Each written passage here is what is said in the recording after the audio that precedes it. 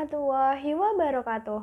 Halo semuanya, kembali lagi dengan saya, Silviana Aisyah dengan NIM 202033032 dari Program Studi Pendidikan Guru Sekolah Dasar kelas 4A. Di video saya kali ini, saya akan membahas materi tentang sumber dan media pembelajaran yang berkaitan dengan tujuan, fungsi, peranan sumber dan media pembelajaran yang sudah dijelaskan oleh Bapak Dosen Syarifuddin. Baik, langsung saja, selamat menonton.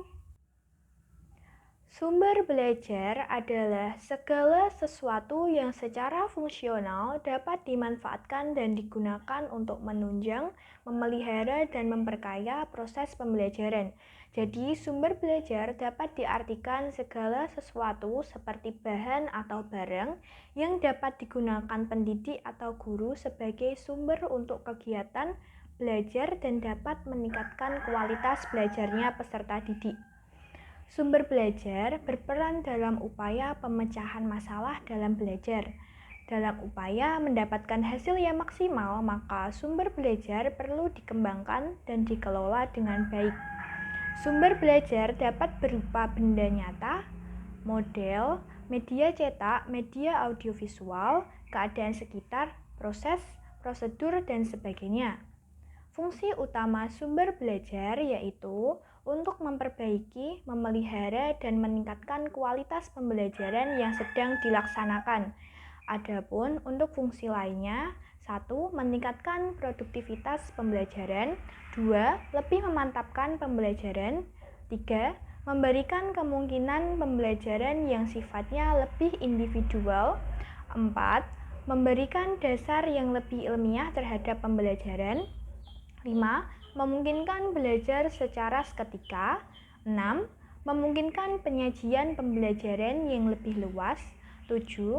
Menembus batas jam pelajaran formal. 8. Mendorong dinamika dan kegiatan belajar mandiri siswa. 9. Memelihara iklim akademis dalam proses pembelajaran. 10. Mengatasi keterbatasan guru. Kegunaan sumber belajar antara lain 1. Dapat meningkatkan intensitas minat dan perhatian para siswa terhadap materi pelajaran yang disajikan. 2. Dapat memelihara suasana belajar yang solid, kreatif, dinamis, dan menyenangkan. 3. Dapat membuka peluang bagi siswa untuk lebih leluasa dalam memperdalam, menganalisa, dan mencari makna dari materi pelajaran yang mereka pelajari. 4. Dapat mendorong para siswa untuk melakukan terobosan akademis melalui pendekatan berpikir inovatif. 5. Dapat menghindarkan para siswa dari dampak yang kurang baik dari adanya keterbatasan kemampuan, waktu, dan ruang serta kesempatan belajar yang produktif. 6. Dapat menggantikan posisi dan kehadiran guru manakala berhalangan. 7. Dapat terpelihara nuansa akademis dan proses pembelajaran yang berkualitas di sekolah.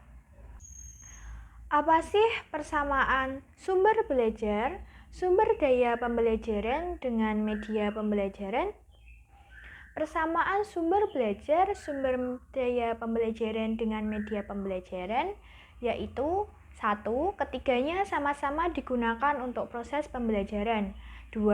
Ketiganya sama-sama untuk meningkatkan hasil pembelajaran. 3. Ketiganya sama-sama merupakan sarana dan fasilitas yang dapat dimanfaatkan untuk pembelajaran. Sumber daya pembelajaran merupakan usaha yang dilakukan untuk dapat meningkatkan hasil dari proses pembelajaran.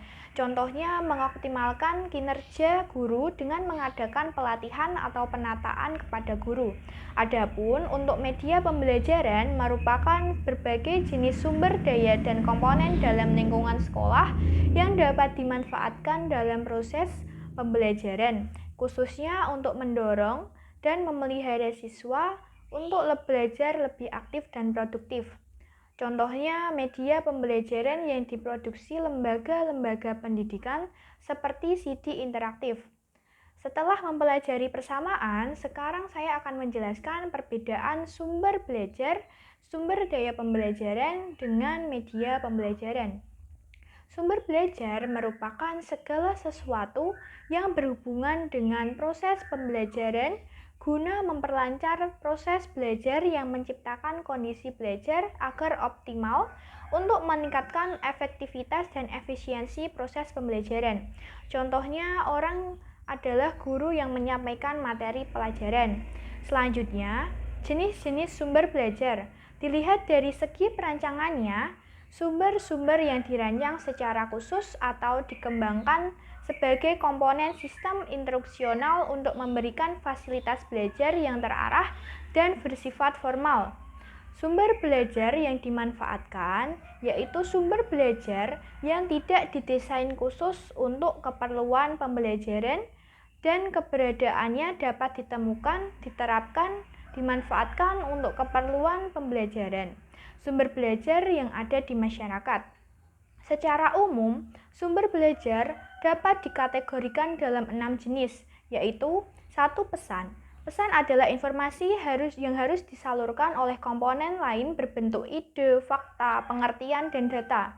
2. Orang. Orang yang menyimpan informasi tidak termasuk yang menjalankan fungsi pengembangan dan pengelolaan sumber belajar. 3.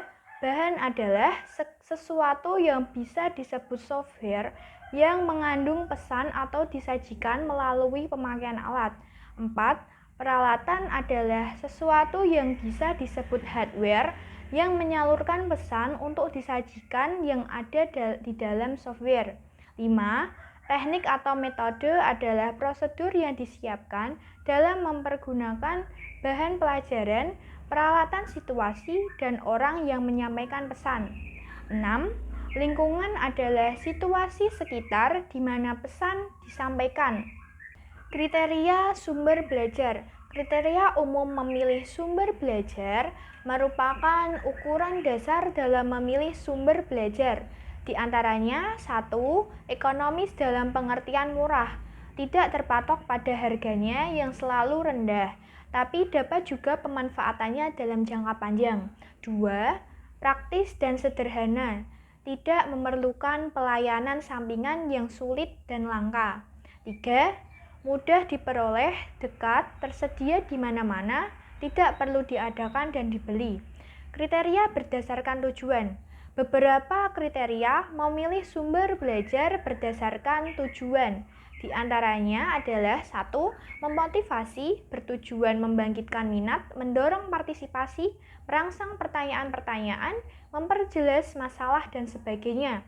2. Pengajaran, untuk mendukung kegiatan belajar mengajar. 3.